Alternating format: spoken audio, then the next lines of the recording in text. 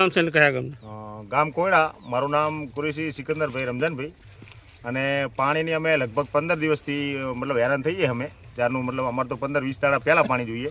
એની જગ્યાએ હજી અમારે ગારવાડ નથી. હું મારા ખુદના ખેતરમાં 1 વીઘા જેવા મેં બટાકા કર્યા છે, મેથી કરી છે અને લસણ વાવ્યું છે.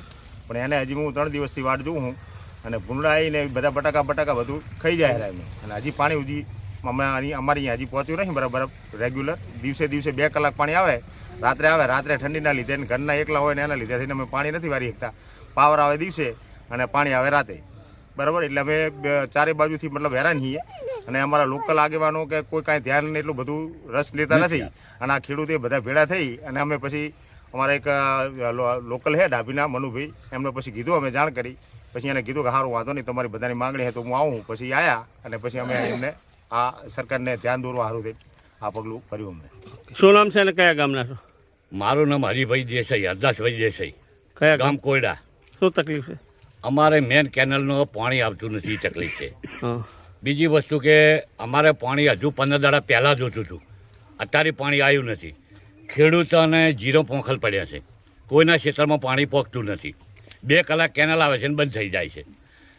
પછી જે કેનલ હમી કરવાની હતી એ હમી કેનલ થઈ નથી. ચારે બાજુ ઝાડ પડ્યા છે, રેત પડી છે, બધું તૂટલ પડ્યું છે. 2-3 કલાક થઈને ફોન કરી કે કેનલ તૂટી ગઈ છે, ક્ષેત્રમાં પાણી પહોંચતું નથી. વચ્ચેના એડા, જીરું, રાયડું બધું હુકાયેલું. સરકાર કાંઈ ધ્યાન આપતી નથી, આગેવાનો કોઈ સાંભળતા નથી. શું માગણી? માગણી અમારે પાણીની માગણી છે અને અધિકારીઓ પાણી છોડાવતા નથી. શું નામ છે તમારું?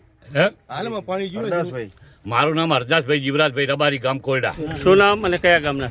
કોયડા ગામનો વતની મલેક અકરમ ખાન હુસેન મહમદ. શું તકલીફ છે? કેનાલમાં પૂરતું પાણી મળતું નથી.